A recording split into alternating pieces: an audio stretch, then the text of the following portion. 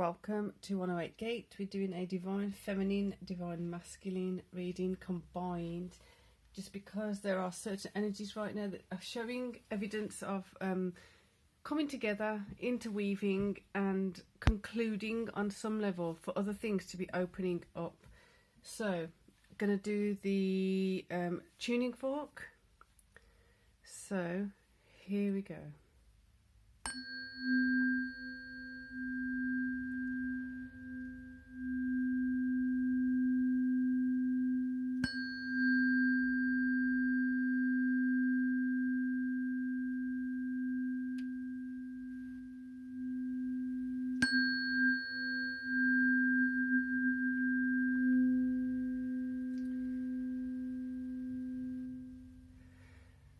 So I have put the tuning fork playlist, this one playlist, first playlist, in the box below, so you can click on that and utilise it to your advantage. There will be other ones coming up, but this one in particular, like I said before, is raw and rustic, so enjoy it for what it is and hope you can utilise it. So for now, let's get into the reading. Hope you are well. Optimism, masculine energy, optimism, feminine energy, communication. So it feels as though there's a dialogue happening. One side is optimistic, one side is questioning. So questioning the optimism, questioning the validity of the optimism. How do you think that's going to work out? How can it be that it's going to be like that and the other, if this, that and the other? So there's a lot of factors coming in, a lot of questions coming in of how are we going to get this to move forward. How can we stop doing this and then bring in more of this? So there's a lot of practical inquiry, interesting vibe. Right, so let's get a masculine card for the optimism. Right, and then feminine card.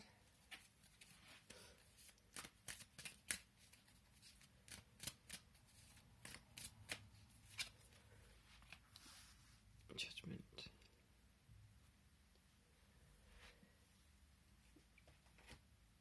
Very interesting vibe. So as the masculine energy is definitely feeling the benefit of emotional disentanglement from some things, and it's a new kind of fresh kind of emotional investment into spaces where we wanted to go, spaces where we were stopped or blocked from being before.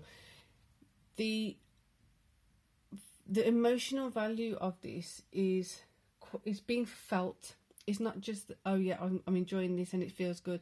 It's the implications of it, the consequences of feeling good about something, feeling good about yourself, feeling good about how you're approaching things now should be and could be amplified. It could be it's like it's ushering you into a new space, into new comfort zones.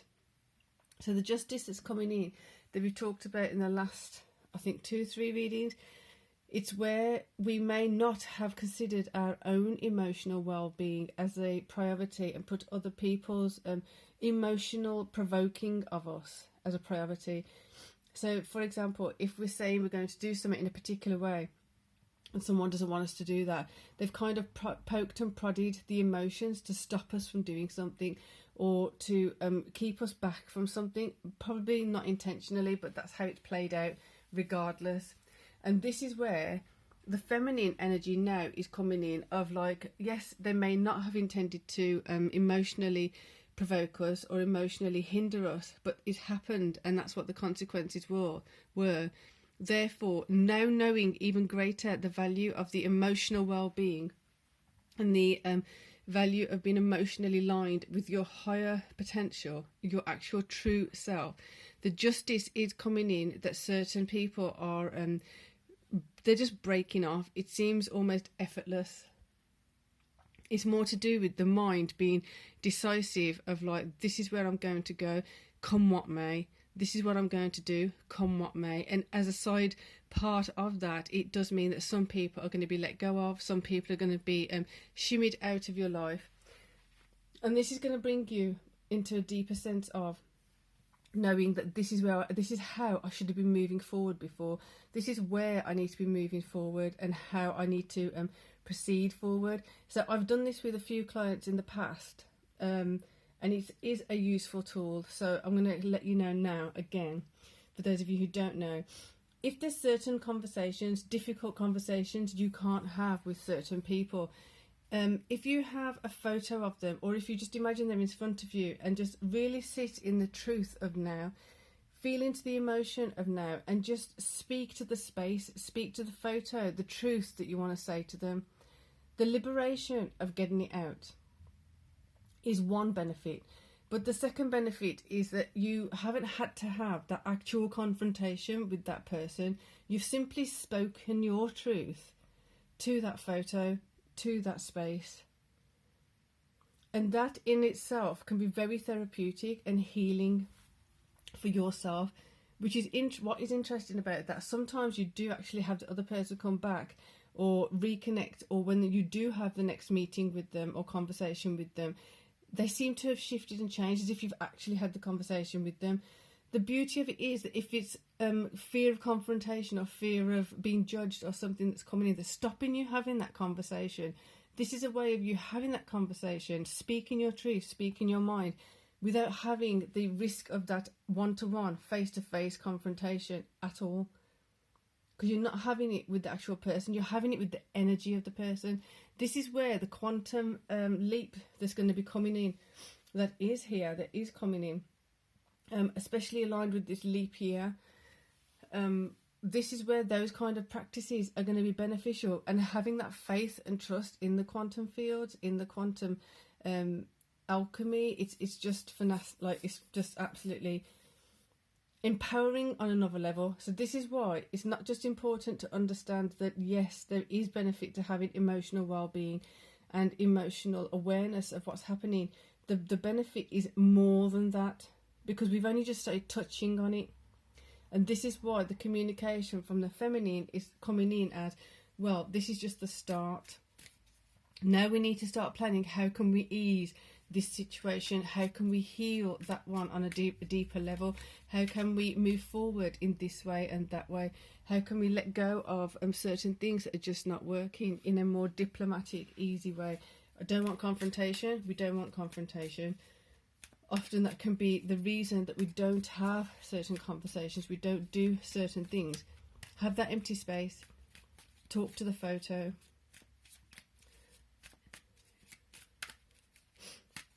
Right. So talk to yourself, talk to that photo, like, I want to build this, I want to be doing that. There may be happy memories, there may be, happy memories do come up. And that's why it's difficult to talk about those difficult things, because you don't want to express something as if like that happiness, that good times that you did have, or those good things that you did do, the positive things, the lovely experiences aren't worth anything.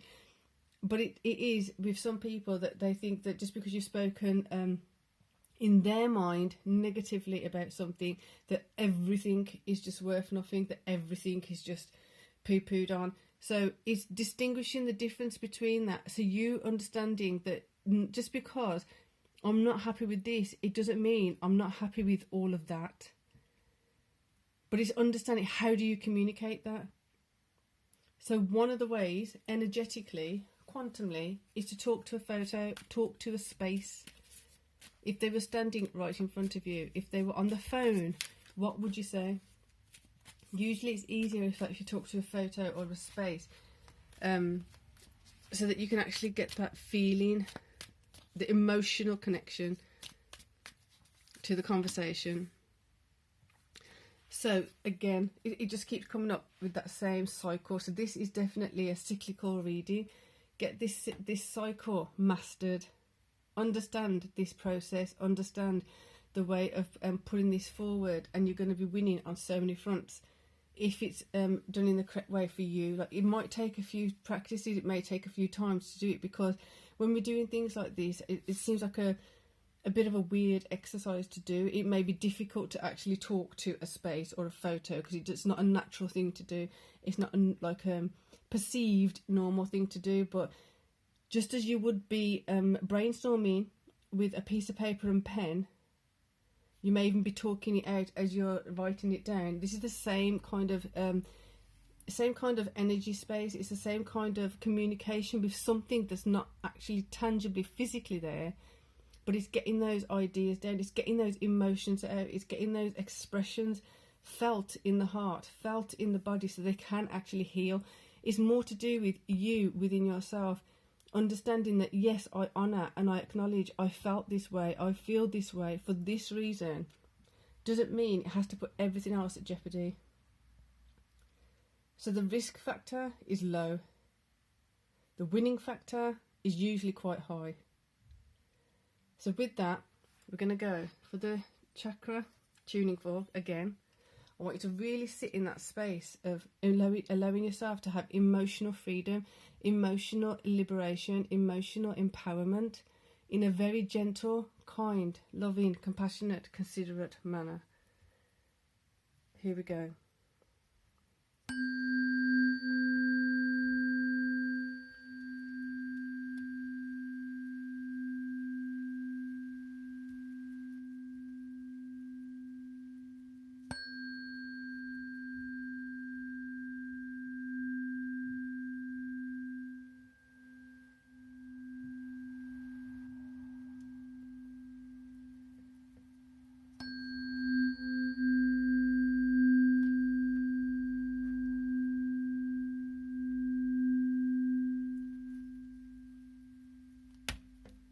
So for now, peace and love.